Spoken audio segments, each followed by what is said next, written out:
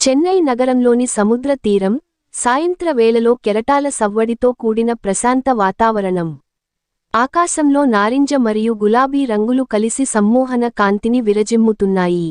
ఈ సమయంలో లోయోలా కళాశాలలో చదువుకుంటున్న రాహుల్ మరియు అఖిల్ అనే ఇద్దరు స్నేహితులు తమ జీవితంలో ఒక అనిర్వచనీయమైన, ఆకర్షణీయమైన అనుభవంలోకి అడుగుపెట్టబోతున్నారని తెలియకుండా సముద్ర తీరంలో నడుస్తూ సరదాగా గడుపుతున్నారు.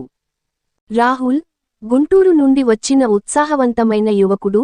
అఖిల్, రాజమండ్రికి చెందిన చురుకైన కుర్రాడు. కళాశాలలో చేరిన కొద్ది రోజుల్లోనే వీరిద్దరి మధ్య గాఢమైన స్నేహం ఏర్పడింది. ఒకే హాస్టల్లో ఉండటం వల్ల సినిమాలకు వెళ్లడం, బీచ్లో సమయం గడపడం, రాత్రి సముద్ర తీరంలో నడుస్తూ సంభాషణలు అన్నీ వీరి స్నేహాన్ని మరింత బలపరిచాయి.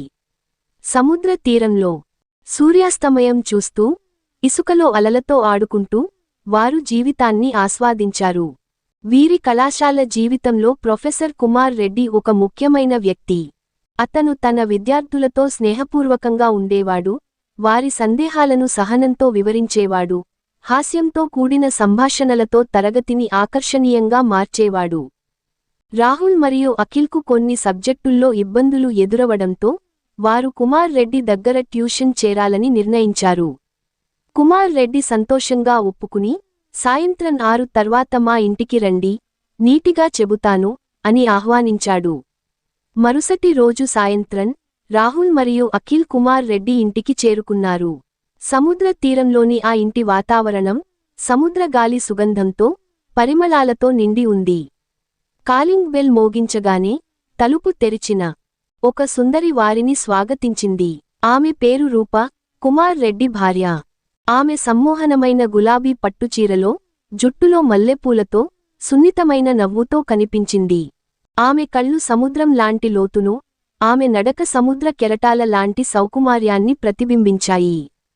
రండి, కూర్చోండి, కుమార్ ఇప్పుడే వస్తాడు అని ఆమె మృదువైన స్వరంతో చెప్పి లోపలికి వెళ్ళింది. రోజులు గడిచే కొద్దీ రాహుల్ మరియు అఖిల్ ట్యూషన్ కోసం కుమార్ రెడ్డి ఇంటికి వెళ్తూ ఉండేవారు. రూప ఎప్పుడూ వారిని చిరునవ్వుతో స్వాగతించేది. ఆమె సున్నితమైన మాటలు, ఆమె గొంతులోని లయ రాహుల్ మనసును కొంచెం కొంచెంగా ఆకర్షించాయి.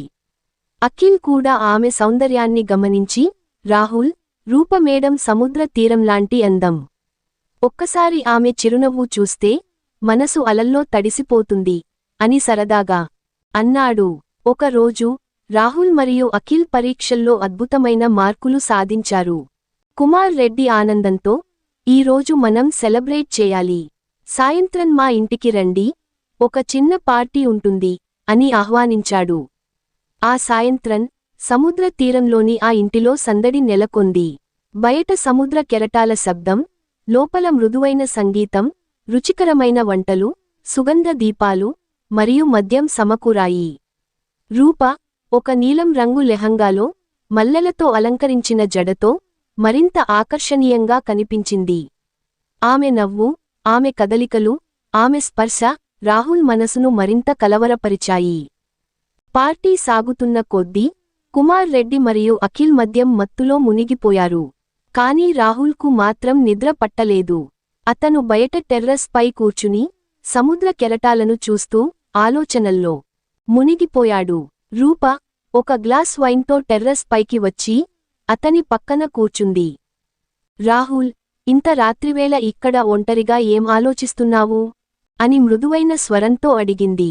ఆమె గొంతులోని లయ, ఆమె కళ్లలోని మెరుపు రాహుల్ మనసును ఆకర్షించాయి. రూప, మీరు ఇంత అందంగా ఉంటూ ఈ సముద్ర తీరంలా ఆకర్షణీయంగా ఉంటారు. కానీ మీ కళ్లలో ఒక రకమైన ఖాళీ కనిపిస్తోంది అని రాహుల్ చెప్పాడు. రూప చిన్నగా నవ్వి, రాహుల్, కుమార్ ఎప్పుడూ కళాశాలలో విద్యార్థులతో బిజీగా ఉంటాడు. నా మనసు ఈ సముద్రం లాంటిదే, లోతుగా ఉంది, కాని ఎవరూ దాన్ని అన్వేషించడం లేదు అని బాధగా చెప్పింది.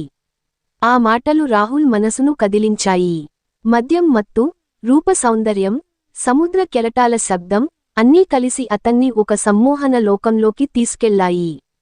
అతను ఆమె సమీపంలోకి వచ్చి ఆమె భుజంపై చెయ్యి వేసి, రూపా, మీ మనసు లోతును నేను అన్వేషించాలనుకుంటున్నాను అని గుండెల్లో ఒదిగిపోతూ చెప్పాడు.